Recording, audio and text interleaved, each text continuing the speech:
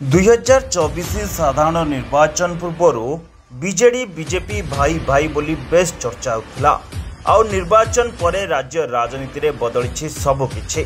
साधारण निर्वाचन पर प्रथम थर पर मुहांमुही होइछंती बीजेपी बीजेडी और कांग्रेस। शासक बीजेपी उभय बीजेडी और कांग्रेस को निशाना करिछि।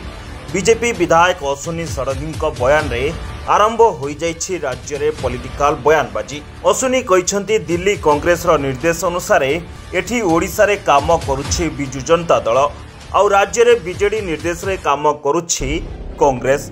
राति रे कथा होई उभय विधानसभा रे प्रसंग उठाउथिले।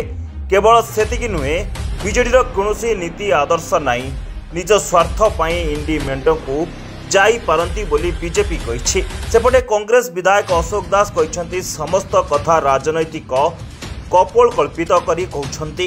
एही कथारे कोनोसी आधार नाही, मिथ्या आधार रे जे जहा कहि देबो ता ग्रहण करिनेबा सहज कथा नुहे। बीजेडी आभिमुख्य अलगा, कांग्रेस रो आभिमुख्य मध्य अलगा। बीजेडी रो नीति आदर्श अलगा अछि, कांग्रेस और बीजेपी रो भी अलगा। समस्तंकर इस्तेहार मध्य अलगा। आमे भिन्न प्रसंग नै लोकंक संगरे अछु। समस्तंकु नै चालिबार मानसिकता कांग्रेस रो अछि। कांग्रेस कोनोसी नीति विहीन कार्य करे नाही, तेणु बीजेडी केमिति आमकु चलैबो। आमे कांग्रेस रे अछु।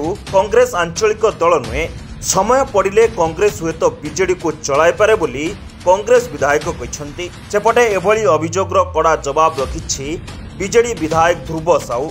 से कहिछंती आंचलिक दल भाबे लोकंक विश्वास जीतिछि बिजु जनता दल। दल एकला चलो नीति रे चलिछि। बीजेपी और कांग्रेस ठारू समदूरता अवलंबन करुछि। आमर दिल्ली रे केही मास्टर नांती, ओडिशावासी आम मालिक बोली ध्रुव कहिछंती। से आउरी कहिछंती बीजेपी पाखरे कोन तथ्य अछि कहउछंती ताहा आमे जानि नाहु। दिल्ली रु चिठा न आसिले बीजेपी रो एठारे कलम चलेनी। ओडिशावासी स्वार्थ नहीं बीजेडी सबुबले काम करिवो। बीजेपी अतीत में बहु अभियोग करिछि। बीजेपी रो एभली अभियोगर किछि भित्ति नाही बोली बीजेडी कहिछि। हेले एठी प्रश्न उठुछि राज्य रे किए काहाकु चलाउछि। ब्यूरो रिपोर्ट, निर्भय सूचना।